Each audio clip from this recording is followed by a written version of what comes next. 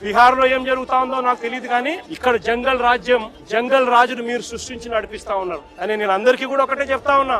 ఎల్లకాలం ఇదే మాదిరిగానే జరగదు. 2 ఏళ్లు కన్ను మూసుకుంటే అయిపోయింది, మరో 3 ఏళ్లు కూడా కన్ను మూసుకుని కన్ను తెరిచేసరికి మరో 3 ఏళ్లు కూడా అయిపోతుంది. ఆ తర్వాత వచ్చేది మాత్రం మా ప్రభుత్వం అని చెప్పి కూడా ప్రతి ఒక్కరికి కూడా ఈ సందర్భంగా కూడా చెప్తా ఉన్నా.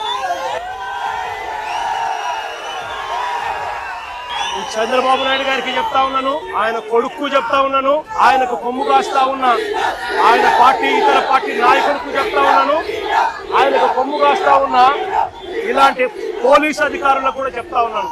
రేపు పొద్దున మా ప్రభుత్వం వచ్చిన తర్వాత వీటి అన్నిటి మీద కూడా ఎంక్వైరీలు వేస్తాము, వడ్డీతో సహా చెల్లిస్తారు అని కూడా ఈ సందర్భంగా అందరికీ కూడా చెప్తా ఉన్నాం. అందరినీ కూడా బోన్లలో నిలబెడతాము, సాక్ష్యాలు ఆధారాలతో సహా యూనిఫామ్లు ఒక్కొక్కరికి కూడా ఇప్పించి వీళ్ళందరితో పాటు ఈ కాన్స్పిరసీలో భాగమైన ఇతర రాజకీయ నాయకులు ఎవరైతే చేసినారో వాళ్ళందరినీ కూడా ఒక్కలో పెట్టి న్యాయం జరిగేట్టుగా వడ్డీతో సహా వీళ్ళంతా కూడా చెల్లించే పరిస్థితి కూడా వస్తుందని కూడా ఈ సందర్భంగా ప్రతి ఒక్కరికి కూడా హెచ్చరిస్తా ఉన్నాం. ఈ రోజు వైఎస్ఆర్సీపీకి సంబంధించిన ప్రతి గ్రామ స్థాయిలో కూడా ప్రతి కార్యకర్త కూడా దెబ్బతినున్నాడు, ప్రతి నాయకుడు దెబ్బతినున్నాడు.